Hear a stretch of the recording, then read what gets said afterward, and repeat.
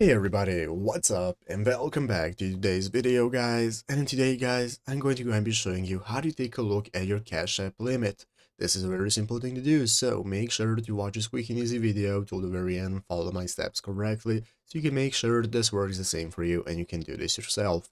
But yeah guys, let's get straight into it. So first things first guys, you want to go ahead and open up the official Cash App application. So if you don't already have it installed, what you want to do is go to the App Store on your mobile phone, go to the App Store, go to the search bar and search for Cash App. Find the Cash App application, install it, and once you have it installed successfully, now we can go ahead and get started opening it up. So by opening up our application, it's going to look like this. You can go ahead and log in with your phone number or with your login details, whichever way you prefer. And once you log in, you can get started. So this is going to be our home page where we can take a look at our cash balance, we can take a look at our savings and all the other settings that we can access, and now we can get started. So basically guys, if you want to take a look at the limits in your Cash App account, it's very easy. All we have to do is just look right here in the upper right corner. So as you can see guys, in the upper right corner is our profile icon. You can go ahead and click on your profile picture in the upper right corner. This is going to open up your profile settings. So once you open up your profile settings guys, you're going to go ahead and see a list of all the settings that you can access, and one of the options that you can see right there is called limits. So to be able to take a look at your Cash App limits,